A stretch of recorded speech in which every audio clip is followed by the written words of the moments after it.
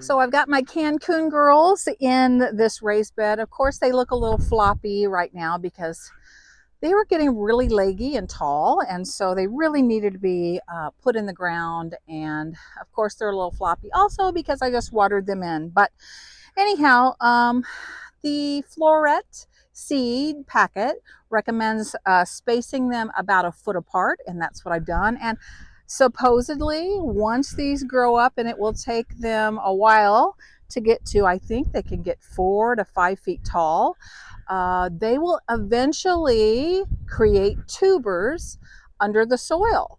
And so that'll be quite interesting to see if I can lift those tubers out and use them to replant for next year. But anyhow, I'm excited about this experiment of growing dahlias from seed. Never done that before, as you know. And if you all have any experience growing dahlias from seed, I'd love for you to leave some comments below so that I can learn from you all. Share your tips and tricks because I'm a newbie and I'm just going to go for it and see what happens. So now that I've got my dahlia seedlings planted in this raised bed, I think I'm going to head back in the greenhouse and decide on what other flowers I'm going to plant out into my raised bed garden where I have all my veggies and herbs and some flowers. So I think the rain's going to hold out, so better see what I can get accomplished. So I'm back in the greenhouse because my next step after planting out my dahlia seeds from Floret, Cancun girls, it's time to focus on some other pretty flowers. And so I think I'm going to pick my marigolds and some nasturtiums to plant out in my raised bed garden that's sitting position actually right next to my greenhouse. So I think they'll be awesome there. So marigolds, I started the seed about a month ago and I chose Chica Flame, that variety. I'll try to put a picture up on the screen. And my nasturtiums, you know I love me some nasturtiums. So you see those up there? I've been growing nasturtiums in the greenhouse all winter long. They are a wonderful edible flower, but they're also a great host plant. So nasturtiums are known for attracting aphids and other garden pests. The great news about that is it attracts them away from some of your veggies and things that you'd rather the aphids not be on. So that's how I'm planning to use them this year in my garden. And let's see, I grew 2 varieties of nasturtiums, Orchid Flame. I'll try to put a picture up of that. And I think the Alaska Red series. So I'll also try to put a picture of that up for you guys to see. So anyhow, I'm going to turn my camera around and show you what they're looking like right now. Yeah, so here they are. So these are my marigolds. Aren't they adorable? And whoa, talk about great germination. I think marigolds are pretty darn easy to grow, but I'm still proud of myself growing them from a seed. Every single one of them came up. So I've got 24 of those to pop out in the garden. And then I think I've got about 18 of the nasturtiums. I swear by Biotone starter fertilizer. It helps roots get off to a great start. And, you know, roots is what really feeds your plants. So that's going to go in each hole that I dig for these little flowers. And then I wanted to show you, this is what I typically like to use in my garden called Garden Tone. What a great name, huh?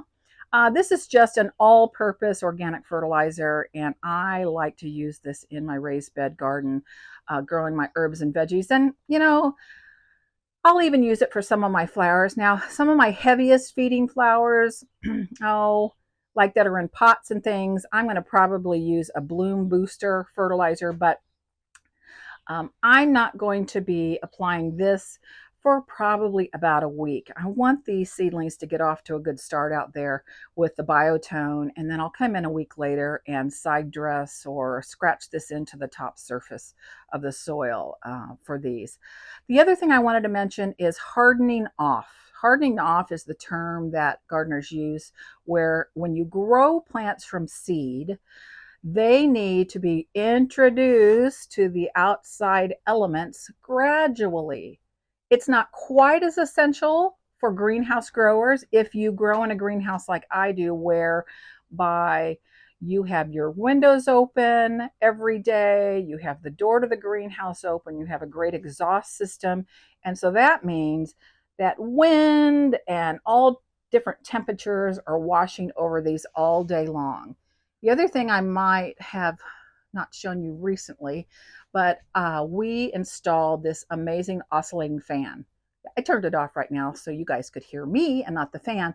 But this fan runs 24/7 and it blows air across all of my plants, seedlings, flowers, and everything, and really helps them stay healthy. So I did take my marigolds and my nasturtium plants outside for the last couple of days for a few hours in the shade just to sort of get them acclimated. But I think they're ready, so I'm just going to go for it.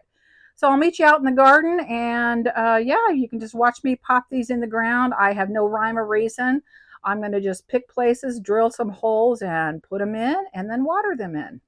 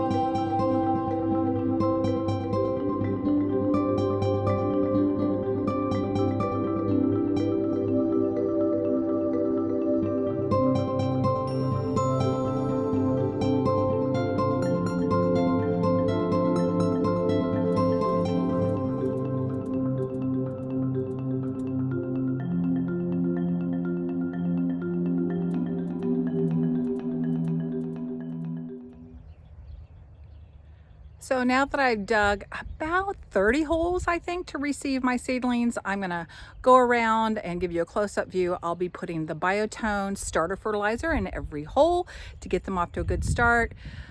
Gently tamp them in, and then I'll water them in, and then this project is done. I don't always wear gloves when handling fertilizer, but even though it's organic, I probably should. So got my gloves on. So yeah, so time to just add a little bit of my favorite Biotone to each hole. Boom. Really easy, easy peasy. Just go around and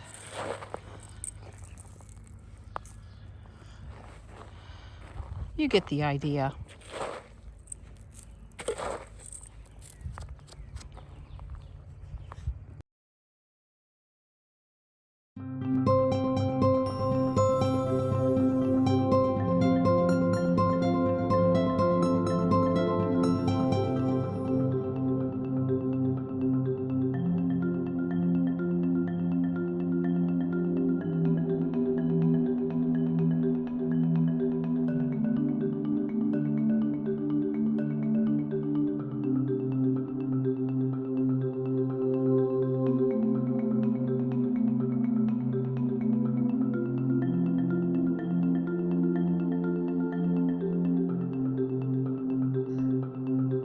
Well, it's done. I managed to get 60 annuals planted out in my raised beds today. And I couldn't be more excited and more proud of my first attempts at growing these beautiful flowers from seed. You got to come along as I planted out my Floret Cancun Girls, Dahlia Seedlings, my Chica Flame Marigolds, and my Alaska Red and Orchid Flame Nasturtiums. Oh, it's feeling really good to look around my greenhouse, and I'm starting to see some of those trays of seedlings leave the greenhouse and go grow on out in the garden. And I'm so excited. I just, I don't know. I'm just a garden nerd in that to imagine these little tiny seeds are going to produce such beauty is really exciting and gratifying for me and those of you who love to try your hand at growing from seed. If you've never tried it, just go for it. This year I went for it massively, trying to grow like 22 varieties of veggies, herbs, and flowers from seed for the very first time. I've never grown that many varieties. So, you know, it's been a lot of fun, and I've got a lot more seedlings to harden off to grow up a little bit more. But over the course of the next 2 or 3 weeks, I would imagine everything I've started from seed will definitely be in the ground, in my raised beds, or in some beautiful pots. It is the day before May the 1st, and our weather is so great. It's improved. Nighttime temperatures are not going to get any colder. I think we're past the last frost, although never say never. Something crazy could happen, but I'm thinking and hoping this is going to be the time to continue on getting these beautiful plants out into the garden. As you know, I hand watered everything in that I planted today, and I'll continue to do that for the next couple of days because we've not hooked up our drip irrigation system yet. But our goal, that's a huge goal on our list of gardening chores, to get that accomplished. And I would say it's early in the week, so for sure by this weekend, all of our beds will have drip exactly where I want them to be and staked down, and then we'll rely on that drip irrigation to keep everything happy and healthy. So, woo, it's time for a cold beverage, and it's time for me to thank you so much for coming along on another garden adventure. If you liked what you saw today, of course, I'm going to ask you to consider subscribing to my Garden Time with Belle channel, and I can continue bringing lots of different gardeners ideas, tips, tricks, inspiration, and hoping to build a gardening community. I want to learn from you, so don't hesitate to leave your ideas or thoughts in the comments. I try to check those and would be happy to answer your questions or comments. So feel free to do that. And as always, wherever you are this week, I wish you happy gardening.